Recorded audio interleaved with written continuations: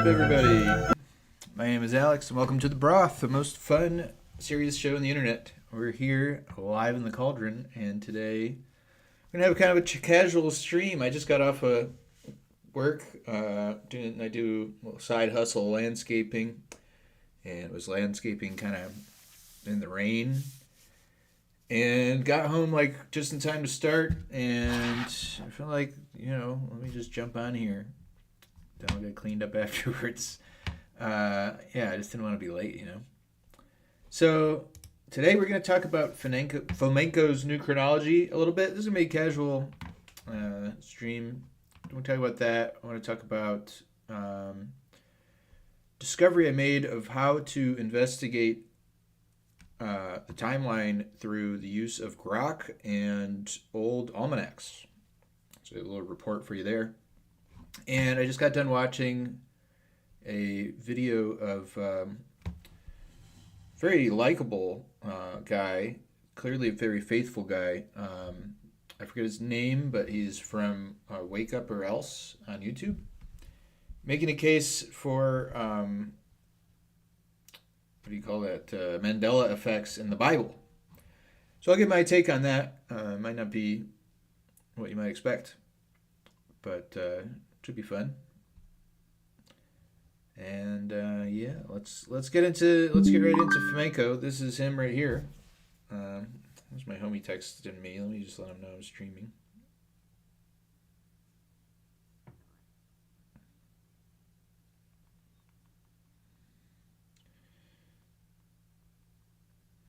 One of my best friends here, very great supporter of the show, and really of all my endeavors. And I of his. Good to have friends. What a blessing. So, this is Anatoly Fomenko. Now, I'm not an expert on him and his theory. There's people who know a lot more than me, but I learned a lot from somebody that knows a lot recently. And it helped me understand something. I don't know how to make my phone, like I silent my phone, but it still gives me notifications on the computer. So I was introduced to his, I'm always wanting to click. I was introduced to his stuff years ago, and it is a doozy, man. And I didn't really understand what the heck was going on, but I dismissed it because it was too out there. Now, if you're too out there for me, I'm pretty out there. You are pretty out there. But I learned about his methods recently, and the methods seem tight. I know I've taken some pretty advanced data science classes, and I understand what he's doing. I'm pretty sure I could explain it just fine to you guys. And I got a little bit of visuals going on. And so basically either he's right or he's dishonest. That's the conclusion that I came to. And it's hard to, on one hand, his conclusions are so out there. So this has to do with alternative chronology. He's saying, yo, what's up, Chunky? Good to see you, buddy.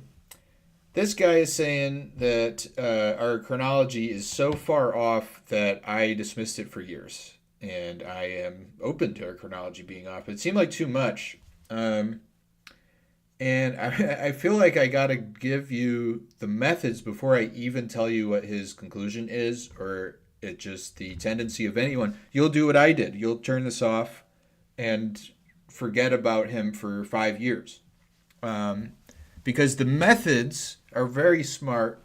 And what I will say is my conclusion is, like I said, either this is correct, which is extraordinarily radical, or he's a liar, which is hard to believe because this guy, it's possible, but this guy was a renowned mathematician in Russia, one of their most renowned mathematicians, and he staked his career on this. And that's normally not what people do.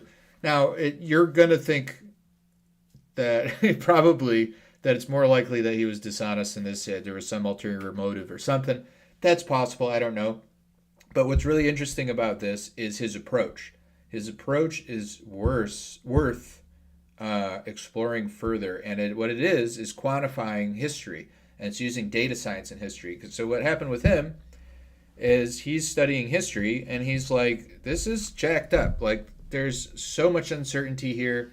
And he understood, there are decisions being made about the timeline and stuff by fallible, at best, fallible historians that are. There's the thing about academia, the way that it's set up. I find this all the time in anthropology and archaeology and stuff, is you don't get any credit for verifying something that someone else did. You get very little credit for that. And you don't get much credit for disproving things.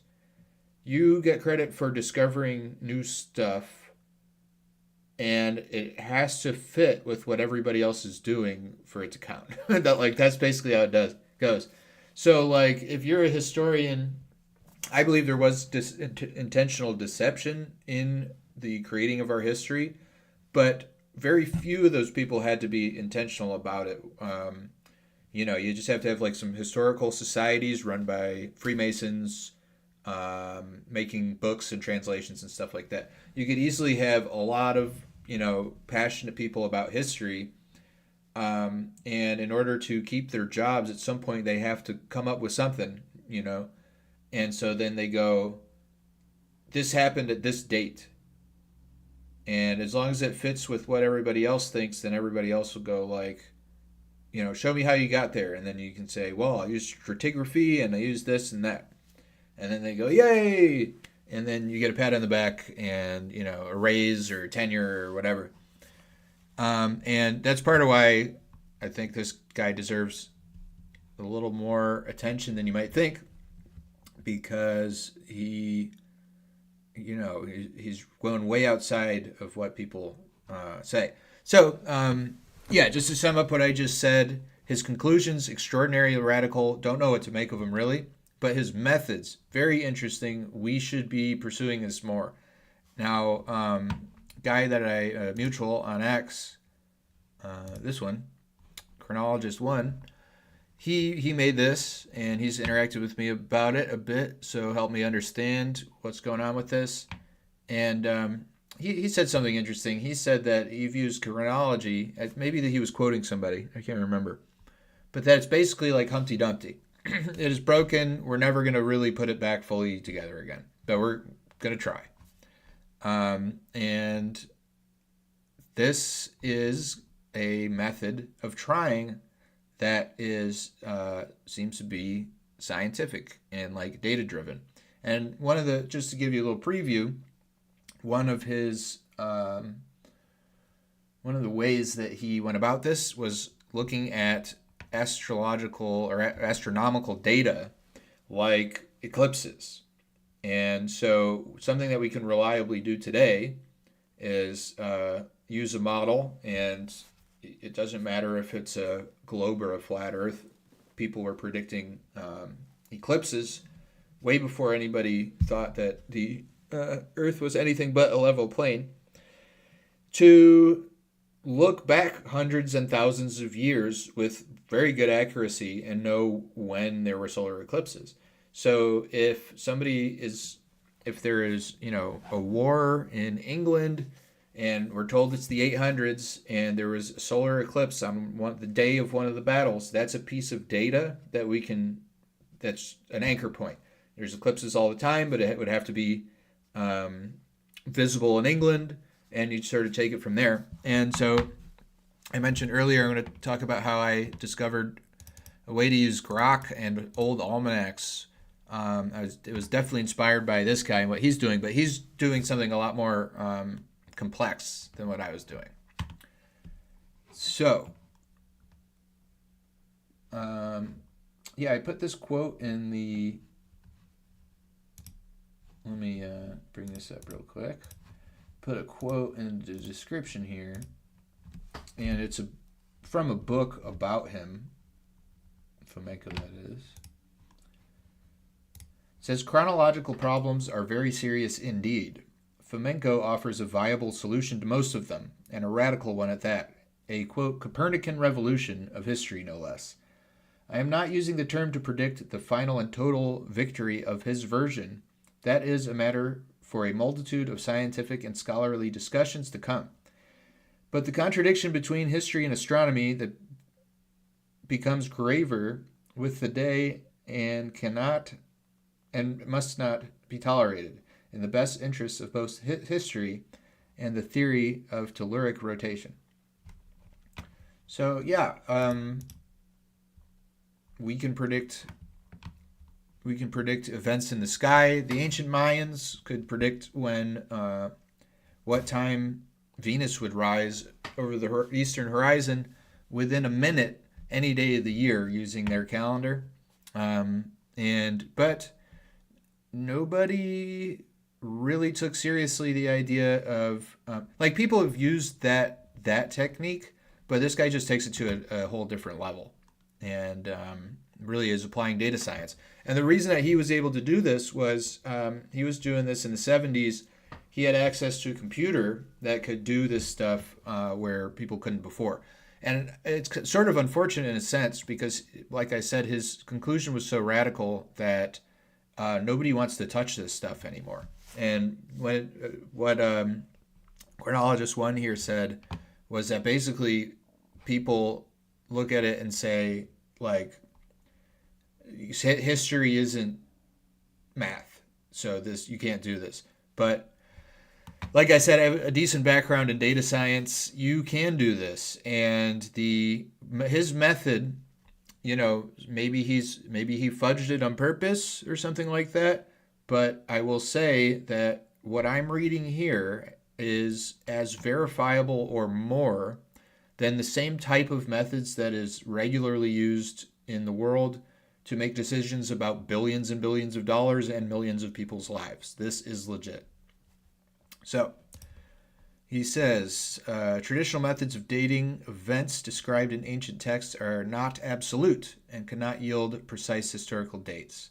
Right? So in the ancient world, they didn't have a new year every year that they were counting with numbers. I always forget to take off starting soon.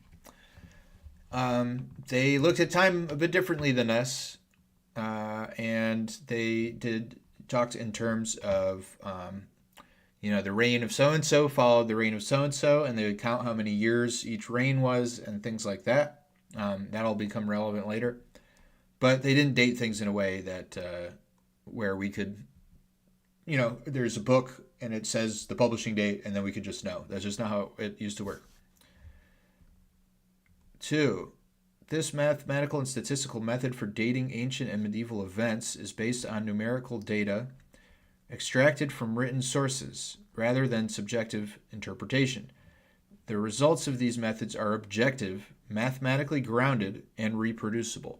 So my big question was on this reproducible one, because I told him, and shout out to Chronology, I'll have to let him know that I'm talking about his post here.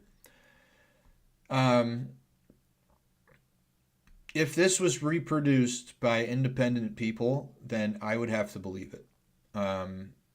But it hasn't. Apparently somebody once did try to do it, to debunk it, and gave up debunking it.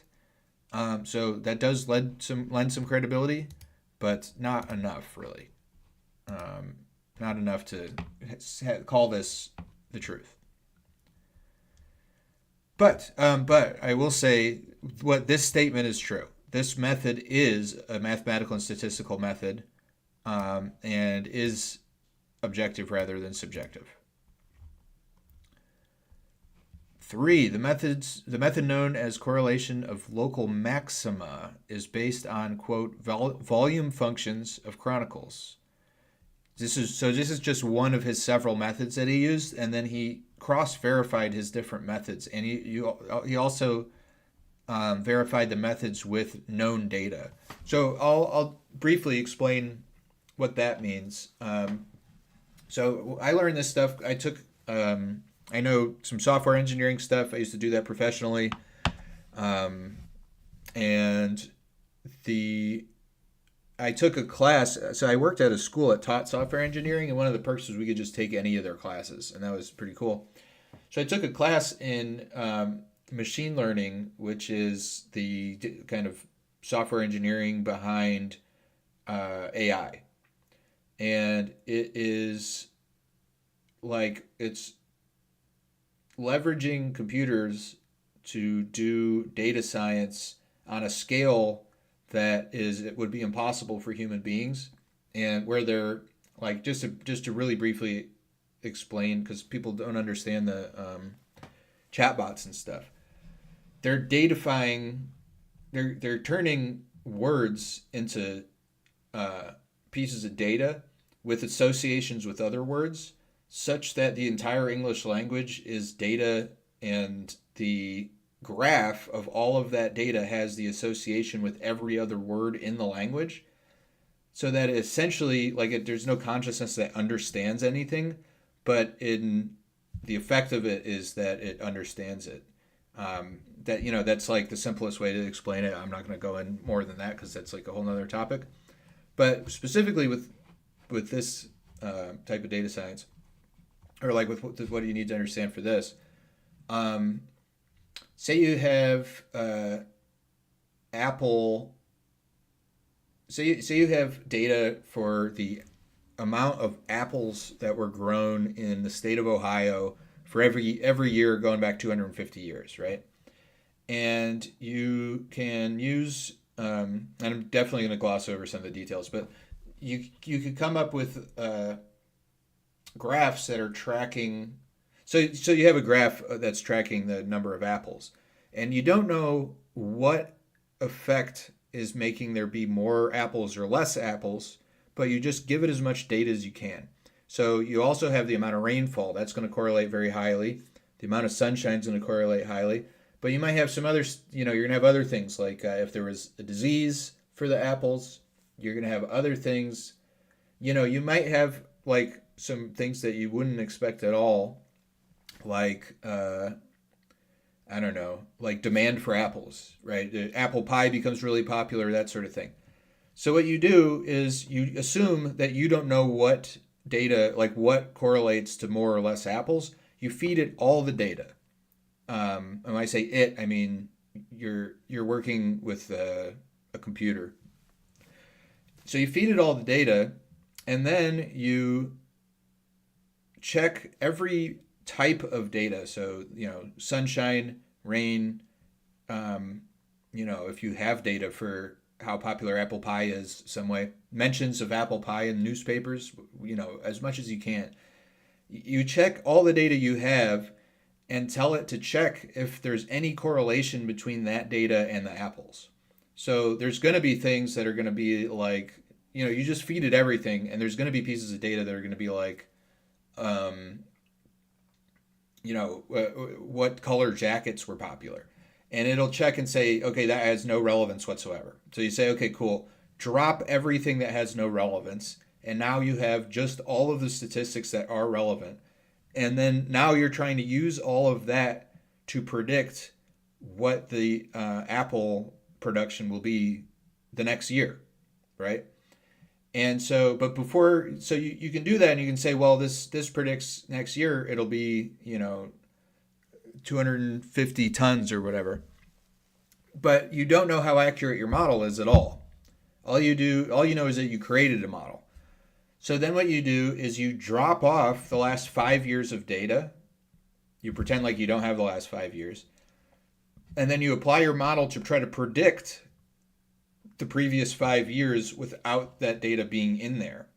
And if your model predicts the last 5 years accurately, then you could be very confident that it can predict the next year accurately. So that's how this stuff works in a nutshell, and it's extremely powerful. And like I said, what I'm describing, billions of dollars, if not trillions, is managed using these techniques. And when and people's lives, and in many cases, they're winging it with stuff that they shouldn't be, particularly because the ability for anyone to have a computer in terms of like powerful institutions running things is relatively new. And that now there's like all this open source software and stuff. So everything I'm describing to you, somebody that's skilled with, I was learning mainly in Python, and so there's already libraries that set you up to do this. So anyone who's skilled with this could do everything I just described and have a prediction engine for apples within an hour or something. I mean, I bet some people could literally do it in 10 minutes. So back when this guy was doing this in the 70s, I'm sure that wasn't the case. It's really powerful stuff. So he's saying the method of correlation of local maxima, and I'll describe what that is based on, quote, volume functions of chronicles. So volume functions of chronicles, volume meaning how many, chronicles is going to be meaning, have to do with like written history. So he says ancient chronicles typically list dates alongside descriptions of events for those years. By counting the amount of text dedicated to each year, a graph can be constructed. So, he's saying it'll give a year, but we don't know when that year is. That kind of contradicts what I said before. Maybe I'm misinterpreting this a little bit. But I mean, I guess it's what I said before is not entirely true, that they didn't always give dates. Maybe we have some data that has dates and some that's not. I don't know. But in any case, okay, so they list dates alongside descriptions of events. Okay, so we're going to take all the data that's everything related to a given year, right? How many words or characters were written about a given year, and just create a graph. Now this is confusing, and I was lost until I kind of was like, all right, I'm not going to worry too much about this. But if you just take the shape, think of the shape. So you have, so say this is a timeline, and in this year there was no data. In this year there was a tremendous amount of writing on events of this year. Then there became less writing about events, and then there became more, and then there became less again. And so that makes sense because things happen that makes us lose the amount of data that we have. And also there are times where more stuff happens, right? So this says the graph of the primary information fund and the graph of the remaining information fund, the text that survived until epoch M, peak almost simultaneously. So we've got two lines, and they represent two like time periods. And he's finding that this time period, the flow of that fits with this time period, the flow of that. So it'll explain more. These graphs show the density of historical documentation over time. Years in which many documents were originally produced have more surviving references. Thus, later chroniclers write about years from which more information has survived. And it says, the graphs of the remaining information funds peak around the same period of time as the graph of the primary fund. The chronicle volume functions x and y. So here's x and y, I guess. Peak in roughly the same points as the volume graphs for the information that survived until their epoch. So my understanding is X and Y here are two periods of time after the events when they collected, or when the writing occurred about the events. So these are the events being described. This is later people writing about those events. That's what I'm getting from this. 5. The local peaks on the graph representing years with extensive documentation should remain recognizable even if diminished. The peaks in the text volume graphs align with periods of historically significant record keeping. So that makes sense, right? So these peaks align, not super well, but they do. These peaks align. So he says volume graphs of the dependent chronicles X and Y. So here's X, the solid line, and here's why the dotted line. So these are two different sets of, you could think of this, I'm not sure if this is exactly what it refers to, but you could think of this as here's one book describing a series of events in history, and here is another book describing a series of events in history. And the peaks, he's lined the peaks up. So he found two graphs like that and found a match where the peaks line up.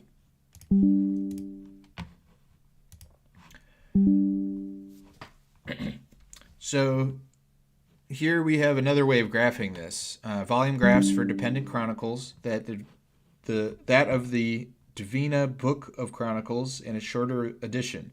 Both graphs peak practically simultaneously. So this is just kind of demonstrating two books of Chronicles that you would expect everything to line up because they're like more or less two versions of the same book. But now we're comparing two chronicles believed. Oh, okay. No, we're still explaining this. Chunky, local maximums just entails that the derivatives change signs from positive to negative sufficiently close around the local maximum. Sweet. It entails that it derives the chain. The derivatives change. So to the left, the derivative slopes are positive, while to the right, the derivative slopes are negative. Okay. Yeah. I'm good. So you're understanding this at a deeper level than I am. I'm pretty sure that my understanding is correct without going as deep, because I described my conclusions to Chronologist here, and he validated what I had to say. But thanks for the input. Yeah, I wish I had like a little bit more detailed knowledge. I know what like derivative slopes mean, but applying that off the cuff, I'm sure you could explain it to me though. 1 second here.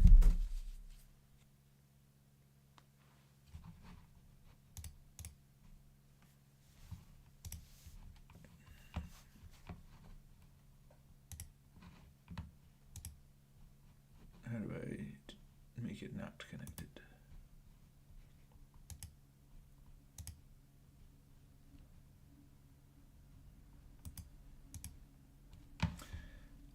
I don't know. I gotta figure that out at some point because I keep getting, I'm getting texts from Friendly, and they keep popping up on my screen and distracting me. Okay, so when comparing two chronicles believed to, so in other words, what Chunky is explaining, like what's going on with the graph in a more specific level than I'm covering, which is cool. When comparing two chronicles believed to cover the same historical period, their volume graphs should show peaks in approximately the same years. Conversely, if the chronicles describe unrelated periods, their peaks will not align. So here is two graphs of chronicles that they're relating to two completely different epochs, different periods of time. The peaks don't align. And then this is demonstrating when they do align, and so that they're describing the same period of time. One compelling case involved comparing Livius with those of 19th century historian Gregorovius. Though these works are traditionally considered to describe vastly different eras, their volume graphs correlated strongly. So now he's taking historic epochs from completely different time periods in the world, and checking to look for peaks, and he's finding these peaks lining up, suggesting weakly at this point, but it starts to build, suggesting that these two periods could be describing the same period actually, or these two chronicles could be describing the same period. So it says both texts refer to the same events. So this guy, he's stating the conclusions here. The history of ancient Rome and medieval Rome has been duplicated and misstated by centuries. Many such so-called ancient texts correspond to the medieval events. So I'll get into why. So like, this is jumping to the conclusion that Fomenko has based on this, but he's skipping like how rigorous Fomenko was before he came to this conclusion.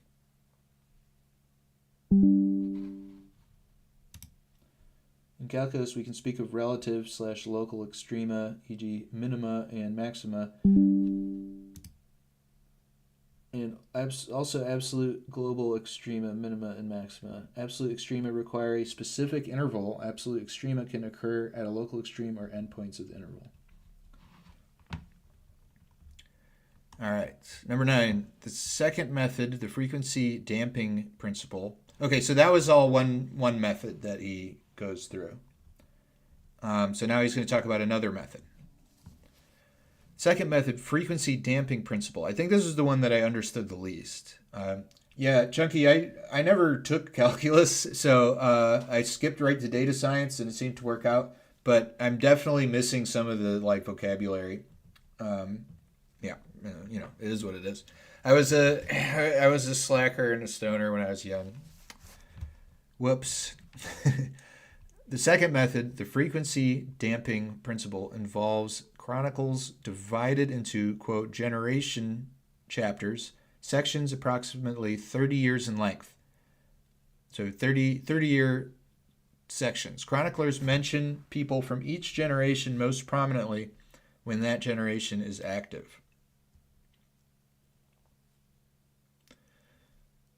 So we're looking at the mention of people, and we're looking at them in 30-year chunks. This is how both graphs would look, stipulating the correct dating of the apocalypse. Interesting. Let's see, it says,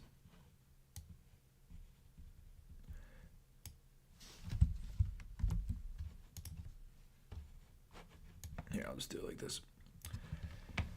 A frequency graph for the biblical apocalypse. It is amazing that the graph peaks on the chapters that are located at some distance from the actual apocalypse and not the ones in its immediate vicinity. It indicates that the current location of the apocalypse in the biblical canon is apparently incorrect. I'm just going to keep going because I don't totally understand that one very well. Can I couch that more? I don't totally understand all of that to its full extent exactly. Mentions of these figures diminish in later sections as newer characters emerge. So I know we're dealing with the frequency of the mentioning of names. This natural pattern produces a dampening in the frequency of character mentions over time. When unexpected spikes appear, i.e., sudden reappearance of earlier characters, it suggests duplication. So we're graphing out the mentions of people's names in time, and when you have a big spike in people in history talking about somebody, we are suggesting that that spike actually belongs with the other ones. That's what I'm getting from this. The duplicates went unnoticed because the names had been altered, but the statistical analysis ignores the names. Using the frequency dampening method, known duplicates in the Bible, like Kings and Chronicles, were confirmed while new repetitions were uncovered. So then it has this example graph. Chunky, you'll probably understand this better than me. I don't know. He's blowing up my phone. Hence, he's looking at various peaks which constitute here various local maxima. Yeah. The Roman and German Empire of the 10th to 13th century, 911 to 1307 AD. The Saxon dynasty begins in 911 AD. The entire current covers 396 years. German reigns. And then here we have Kingdom of Judah, biblical duration equals 395 years. So they're looking at, oh, I get it. In terms of masking what the names are, they're looking at the frequency of the mention of any name, right? So they would say, just make it name A, and they say this is mentioned 700 times here, and then 200 times, and then some other amount of times. So they're graphing mentions of some name without keeping the recording of the name. And so the middle represents 0, I believe. And so further right represents how many, and further left how many also, right? So we have this sort of mirrored thing. And so what he would do is, create one of these graphs in the computer and then search for other graphs that come out the same. And so this came out the same. Like I said, we're getting into like a really radical, bizarre theory, the conclusions that he's coming to, that's why I couched this at the beginning and was like, let's get right into the methods, because the method makes sense. But what we're claiming here, and this is, you can see the detail, that the Kingdom of Judah and the Roman and German Empire from 900 to 1300 were the same set of events. Now, this makes no sense unless you're already, accepting that there could be massive, misunderstanding or deception in our timeline. And I'm subscribed to a theory that the millennial reign happened and that there was a cover-up, and that we are seeing 700 extra years stuck in the first century, as the German historian, whose name I'm blanking on at the moment, describes using his own normal historic analysis means. And this is sort of showing how this could be true. And it does make sense in terms of this. I'll say, I'll take a break here from what the methods, and talk about how it fits together. So if my working theory is that the events from Christ's time to the year between 700 and 1000 was all basically happened in the first century and a half. Fall of Rome happened in the first century, and the cataclysm in the first century, the cataclysm in the 500s, cataclysm in the 900s all happened in the first. We're all one event. Then, and 700 years has been added, so we're actually 700 years closer to the time of Christ. Then that time was all filled in with stuff, right? And what they did to fill that in with stuff is they duplicated parts of history, and that is what Fomenko himself argues for. He said this is duplicated history. I don't know that I got to learn more of the man's words himself and what he makes of this stuff, because I'm not sure if he was claiming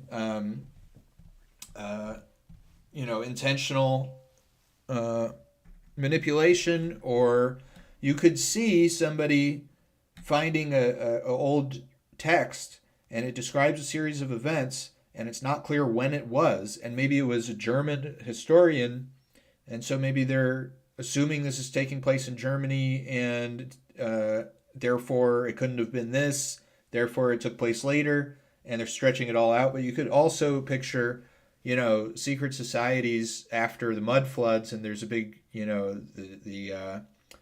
the millennial reign is over and most of the people left with the saints, and there's kind of a new set of people or whatever weird thing happened, and you have secret societies forming these historical societies, forming the British Historical Society, and oh no riffraff here, and that sort of thing, and forming the Smithsonian Institute and whatnot, and they have the printing press, which wasn't available to most people, and so they're going to create new, they're going to create the deception and take us further away in time from Christ, cover up the kingdom, and they're them not wanting to create things from scratch, just kind of duplicated history with different names.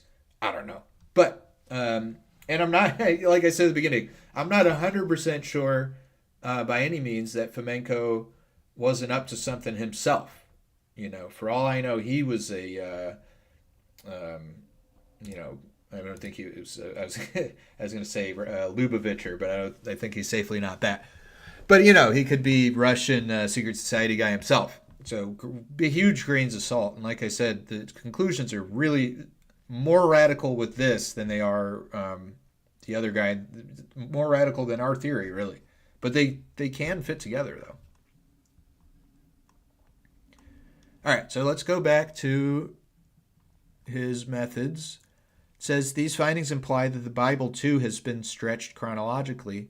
Once duplicates are accounted for, the biblical narrative condenses into a shorter time frame spanning only a few centuries instead of millennia. Now, my understanding of this is he's not saying that the Bible itself. I just unfollowed him by accident.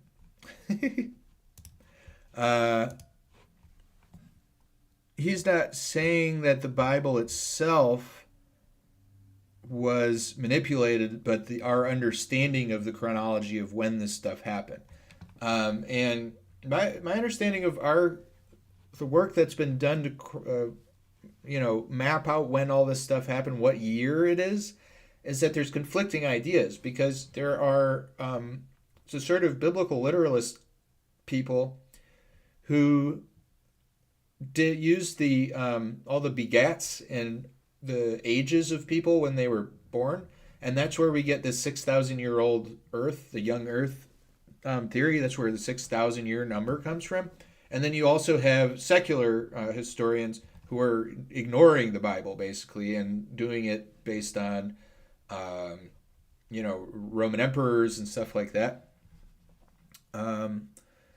So I assume that he's referring to the secular folks. And I think that my understanding is that the literalists start at now and work backwards so that the near to now, from now back to Christ, all fits. They're assuming that the mainstream chronology is correct, but then they're just counting back further using the Bible, and that's how they get to when the time of Noah would have been and that stuff.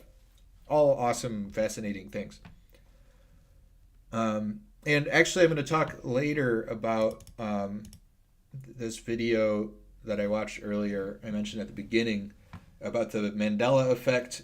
Somebody arguing that the Mandela effect, which I'm not, spoiler, not sold on the Mandela effect at all, is changing the Bible. And we'll get into that. But I don't think that's what he's suggesting here at all. The third method. Okay, so now we're moving on to another method. This one I felt was really compelling. It really is easy to understand. Third method involves the reign length of kings, as many chroniclers include consistent info about the duration of each reign. So that's like, from what I've been reading, the primary way that the ancient chroniclers, people like Tacitus, recorded history is, that there was the reign of this person from this, not from this time to this time, but he was after this person, he reigned for this many years, and then they'd throw in stuff like this, the battles that happened during that time, an eclipse, stuff like that. So he's looking just at the length of the reigns of consecutive kings or emperors. There's no strong reason to believe that they deliberately falsified these numbers at the time of recording. This looks like an interesting book by Sir Isaac Newton, the Freemason, I'm pretty sure. This method, the small dynastic distortions principle, posits that if two dynasties differ only slightly in reign lengths and structure, they are likely descriptions of the same historical dynasty. A numerical coefficient was developed to quantify the similarity between two dynasties based on reign durations. Applying this method revealed that many supposed ancient dynasties correspond to medieval ones. So here's a similar type of graph. So you have on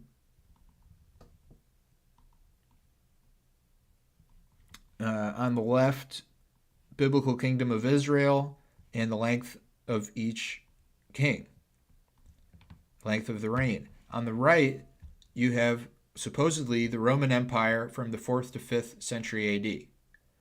And it's not totally perfect, but you can see they match very well. And you might expect, a period of like a chunk of this, like a quarter of it, would match a quarter by coincidence.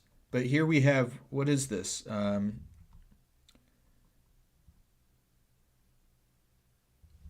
So let's say known medieval ruling houses. Thanks to this scientific approach, we can safely conclude that the traditional textbook of ancient and medieval history is deeply flawed.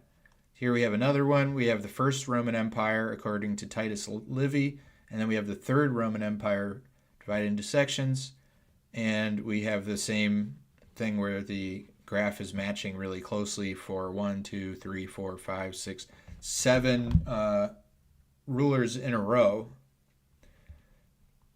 37 years, 37 years, 43 years, 43 years, 32 and 43, a little off, 24, 21, a little off, 38 and 32.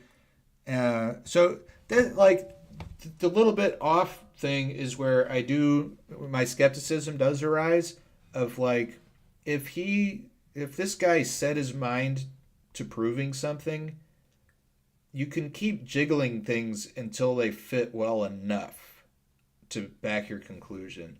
But you would have to have that. I mean, I guess you could sort of be so obsessed with proving something that you could jiggle it beyond what's reasonable and justify that to yourself or something like that. So, that this is why we would need other people to do this and verify it independently.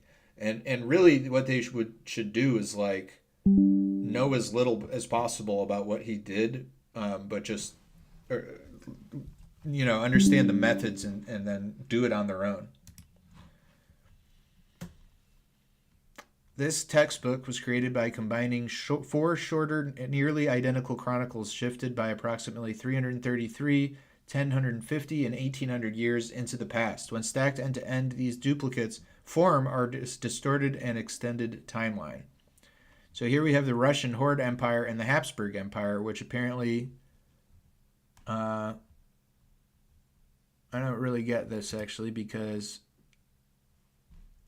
this is like the same overlapping time periods. It's the same time period. Oh, okay. So no, this is the same time period, but he's saying that the dynasties match so much that it suggests that this is one empire. So that's interesting, and we're getting pretty modern here, but we're not past where we think that the mud flood and reset was. So something that might make sense for this, how this might fit into our theory, is if the millennial kingdom happened and there were human rulers and dynasties, but it was such a global empire that the globalness of it, the hugeness of it didn't fit their version of history, the lie they wanted to tell. So they said, no, the Russia and Central Europe was not ruled by, these were 2 different kingdoms. But then this guy's looking at the data, and it's like they have all the same, almost exactly, length of reign. It suggested this was one kingdom. And that's pretty consistent with what we're, what we could hypothesize the millennial reign would be like. why would there would be, this is consistent with the idea of like a united Christendom.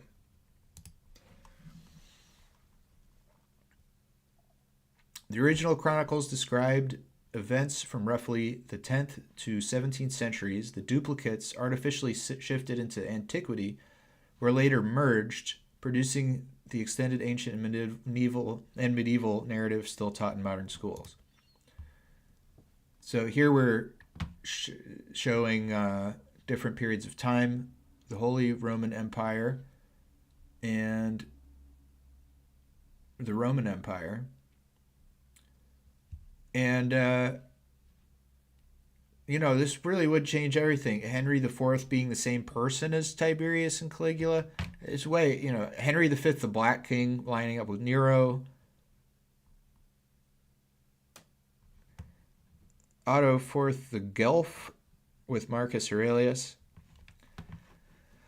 So who knows, man? But the method, Chunky, am I saying anything here in terms of that throws a red flag in terms of the method? Let me know. Many historical records are authentic but misdated. Once the time shifts are corrected and duplicates are removed, this is where it gets crazy, guys. The written history that survives today compresses into the period from the 10th to 17th centuries AD. He is saying this is all we have.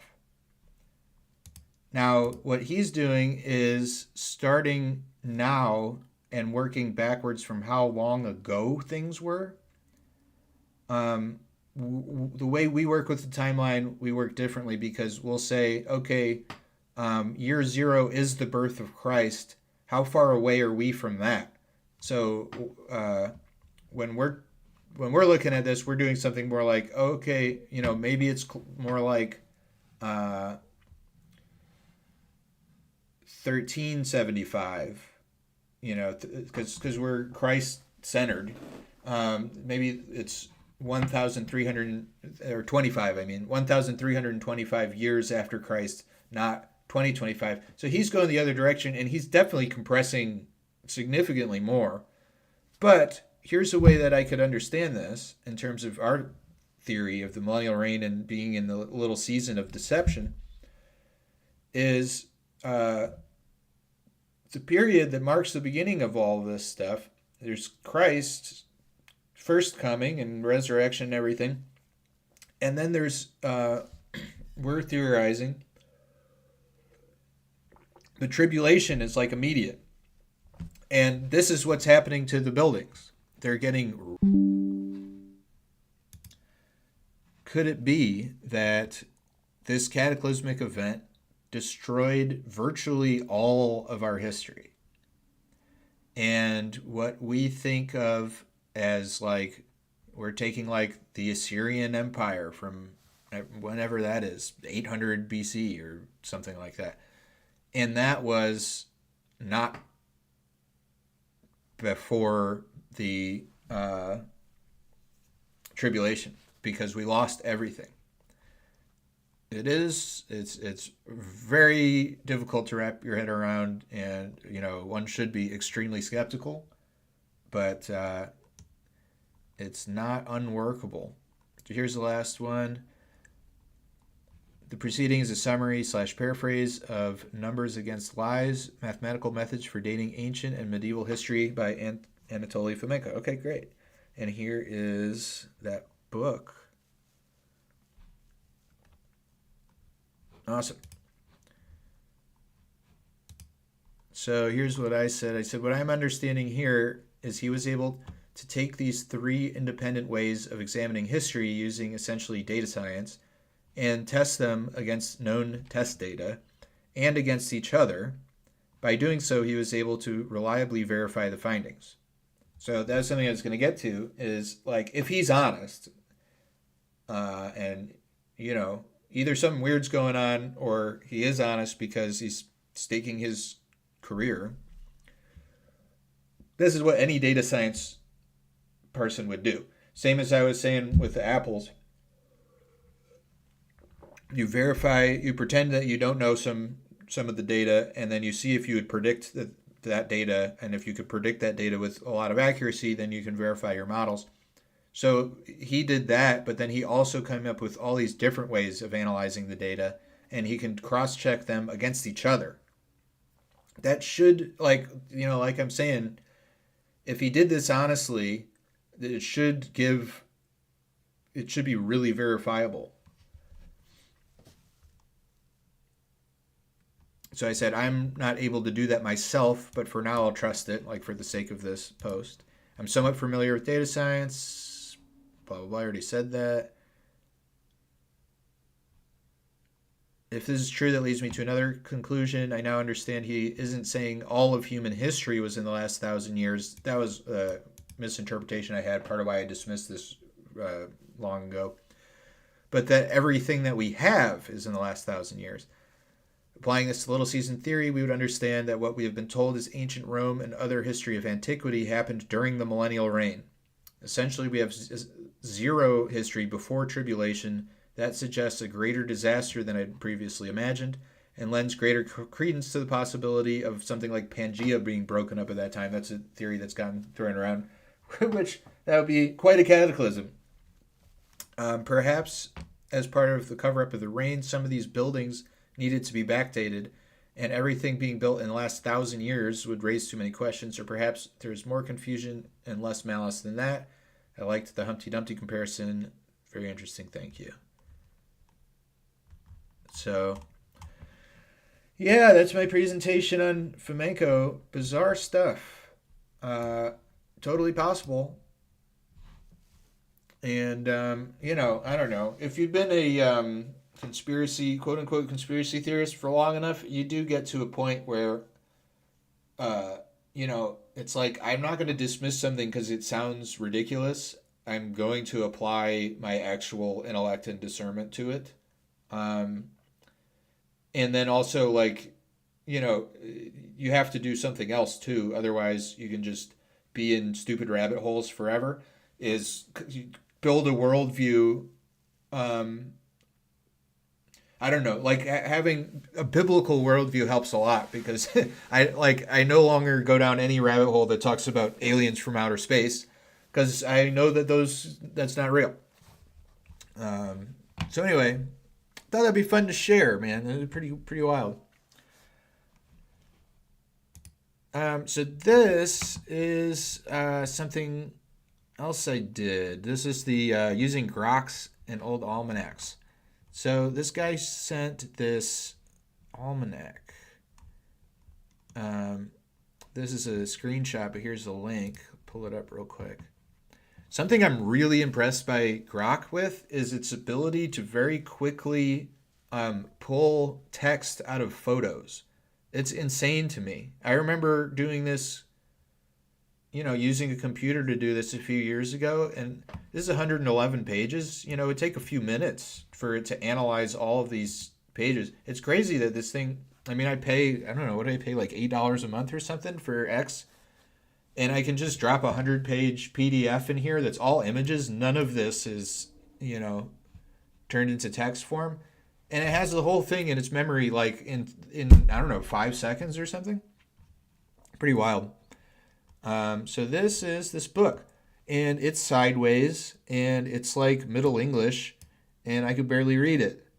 But Grok could have all of it, like, immediately. And so then I told it, all right, summarize the text. What is this? And so it tells me all the stuff that's in there. And one of the things it told me is it has I keep saying that. Well, actually, it does have astrological data because it does have data about, what star signs are in what part of the sky and stuff. But that's really astronomy too. The astrology is interpreting it or whatever. But it has astrological data. So it has when is the full moon? On what date is every full moon? If there's any eclipses, it has what date the eclipses were. So I told it to summarize everything. It told me it had that type of data. I said, give me all the eclipse data. There were eclipses on 2 different dates. I said, okay, here now we have something to work with. I said, do you have access to all the eclipse data that's I asked it not for NASA's, but for like mathematically computed, and it turns out they're the same because you can get away with, if they wanted to, faking it because we have reliable models to predict. Right, so you can just go backwards. Start with the last 100 years of eclipses, and go backwards in time, and you can know when there will be an eclipse reliably. The ancient people used to be able to do that. So I said, see if there's a match in any other year of eclipses on that date and that date, and the same type of eclipse. And it did, and it didn't find one. So then I told it to do the same thing with all the other data that it had. So that was, when's the full moon, high tide, low tide, because it's an almanac. It's like a farmer's almanac, right? And it's from 1694. So it found that everything that it was saying was 1694. And so I was thinking about our theory of time compression and stuff. Our theory is basically that sometime between like 1750 and 1850, 700 years was added or so, about. We don't have exact answers for any of this stuff. And so if this data was correct for 1695, then we could say that either the reset happened before 1695, or, actually, I'll say this another way. 1695 was, 330 years ago? 331 years ago. Oh, yeah, because it's 94. Since it didn't match any other years, we could reliably say that this data is describing a year 331 years ago. So I said, if the reset was so I said, either the reset was before 1694 and our calendar has continuity from then to now, or this is the year 694, because one of the theories we work with is that when you see, where do you go? When you see this I, or this one, it looks like an I, and sometimes it'll look like a J, that this could be I for Jesus in Latin. So in other words, in the year of our Lord, 694. But that doesn't really work with this, because 694 being 331 years ago does not give enough time for a millennial reign and the last 200 years plus. So I was describing that.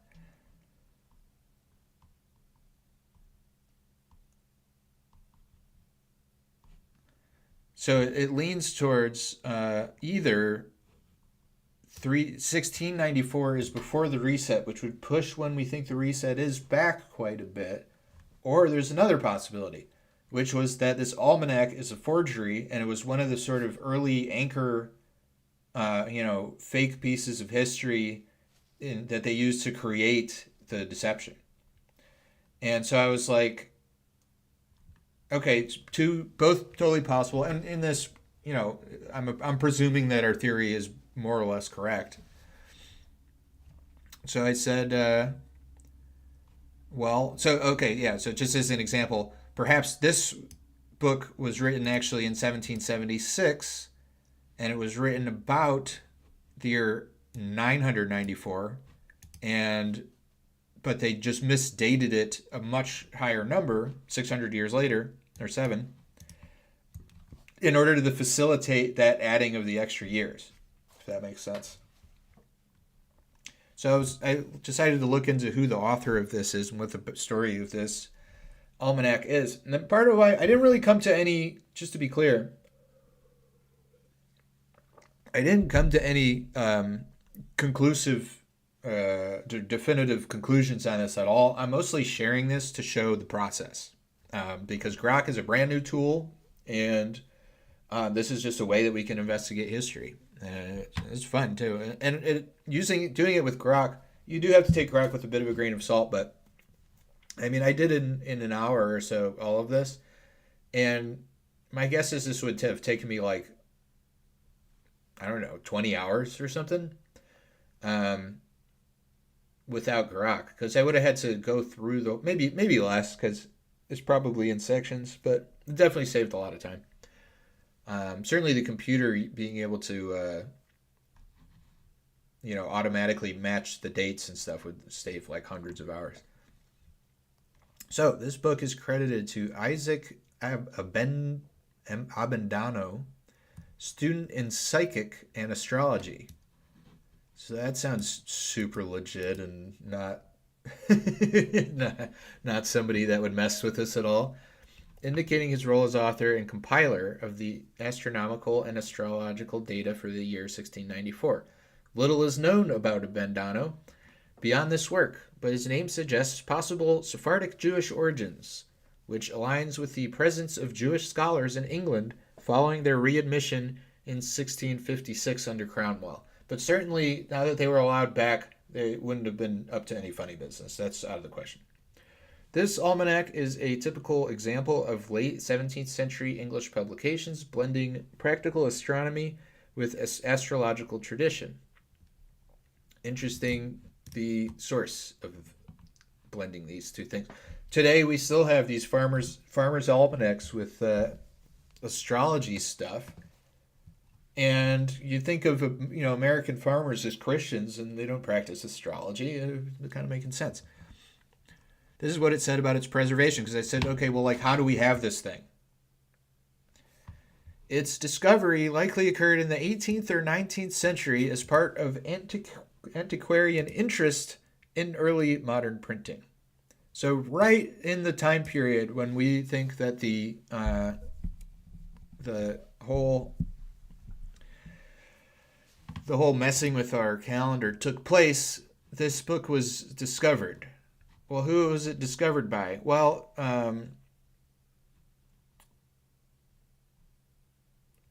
where'd it go? I thought I kept the name of it. It was a. It said that so okay. It says the copy digitized on archive.org is part of the 18th century collections online, sourced from a library, for example, British Library or similar, indicating that it was preserved in a collection not actively used post 1694.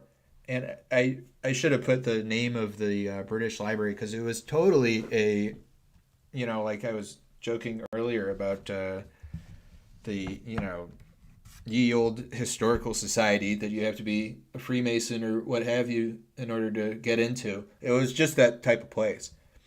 So definitely, nothing conclusive, but it couldn't have been used too much because it's burned on paper and survived till then. Suddenly it was discovered in the 18th or 19th century when we think they were messing with the calendar, and it was stored by some British old school historical society where that was sort of the epicenter of a lot of what birthed the world system that we live under. It was there's no longer a Catholic Church preventing the British people from getting involved in secret societies and spy agencies and usury and black magic and occult. All that stuff was not allowed under the Catholic rule. But then after the Reformation, nobody was looking over their shoulder to make sure they weren't doing that. And they wanted to start doing that. And there's another group of people that came back in around this time in 1654 or whatever year that really was. And they were experts at doing all those things I just described. So it does kind of fit. Nothing conclusive can come from it. So that's that. I'm going to talk about the Mandela effect briefly, just because it's on. I was just listening to this today. It's a little fresh. So, yeah, this guy's talking about these examples like, okay, so first of all, the Mandela effect, I assume people know what that is. It's the idea that the reality is changing. And you have, okay, yeah, people misremember things, but it's odd if like a third of the population all misremember something the same way. and guy's written like a 500-page book on how things in the Bible have changed, and he made a very interesting, or like a very compelling case in some ways, because he's saying he's been talking to people like experts in the Bible, PhDs in the Bible, pastors that have been teaching the Bible for 50 years and stuff like that. And he's asking them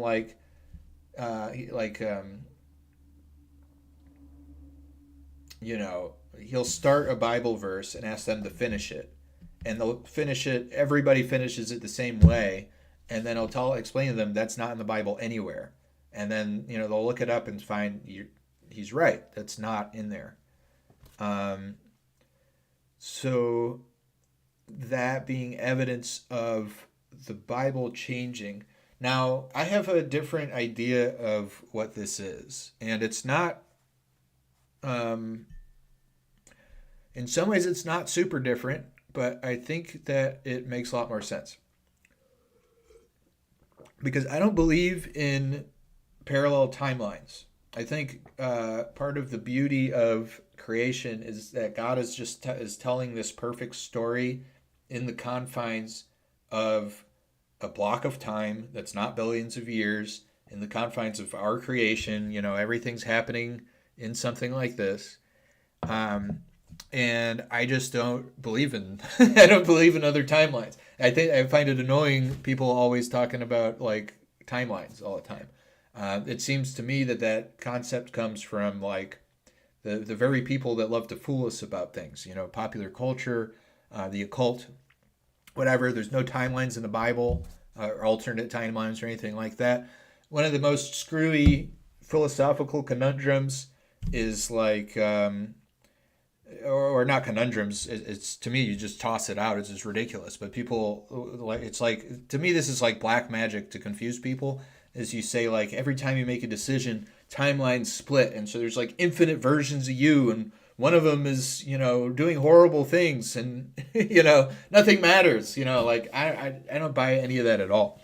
What I do think though is that if we're living in Satan's little season, and I've thought this before I understood that piece of it for quite a while, this is my answer for like how could they get away with some of the stuff they get away with, like if like the earth being flat, how is it that they can keep getting away with it? Like, why are there so few of us that have figured this out? It's that I don't think Satan can change reality. That doesn't make sense to me. The guy did bring up a Bible verse that talked about how much power Satan would have given to him by God, kind of as part of the plan and his wisdom. So I can accept that. But just the whole thing's just too much for me. But what I think could happen is God can allow Satan to put a veil over our eyes so we can't see properly.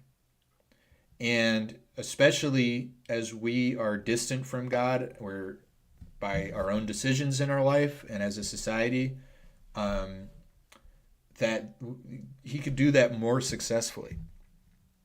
So I think that's a lot of what black magic is you can keep people from seeing, or you can put a veil over their eyes. You can cause people to see things. I don't think it's changing the actual reality. So when it comes to the Mandela effect,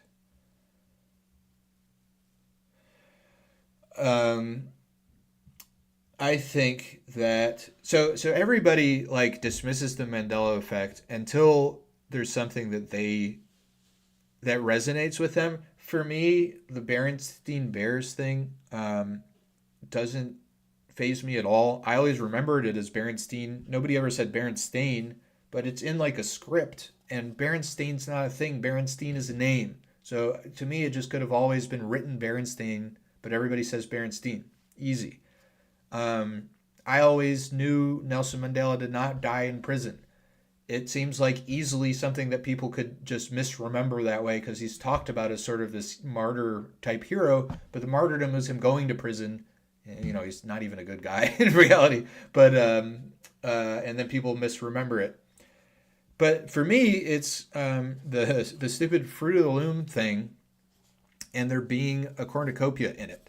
And I remember very distinctly my mom explaining what a cornucopia is, because she knows when I was like very little, because she knew I loved words, and cornucopia is a great word, and it's kind of a nice thing.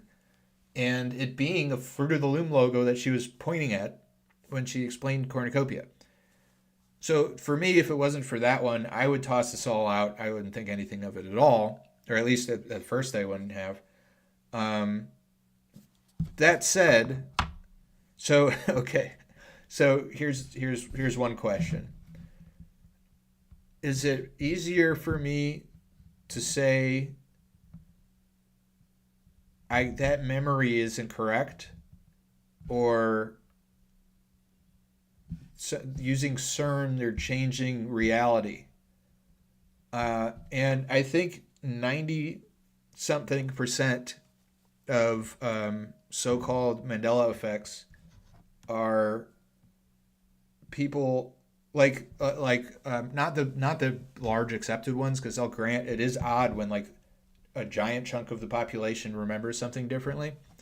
But most of them that you see people talking about, it's like, yeah, you just don't know what the hell you're talking about. Like it's like you're ignorant, but no, you can't be ignorant. So like the fabric of time-space continuum, which isn't a thing, itself is changing.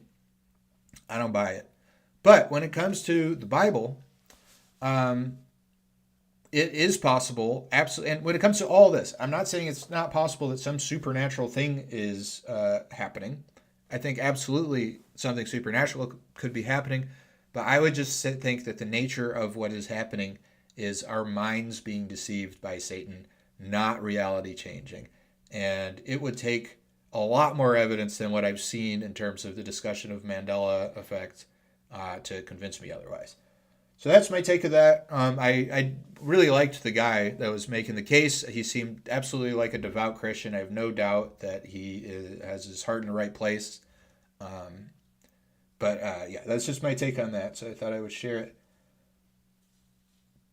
Junkie saying, so we would be in the set. We would be, yeah. Like it could be that if they changed it without changing, if they changed the century but not the year, 1325 would be that's sort of our best guess, but we could easily be off by a pretty healthy amount, I would think. It's also possible that like this thing is what has happened is supernatural enough that we're really not going to be able to pinpoint it, What happens when a millennial reign of Christ ends? What happens when Satan breaks free from chains? But yeah, I mean, in terms of how well we can understand it by years, yes, you're correct, Chunky. 1325 is, I think, a good guess. All right, well, that is my time for today. Chunks, thanks for hanging out, man. Always love it when you're here. For everybody watching, all the replay gang, God bless you, love you, and I'll see you next time.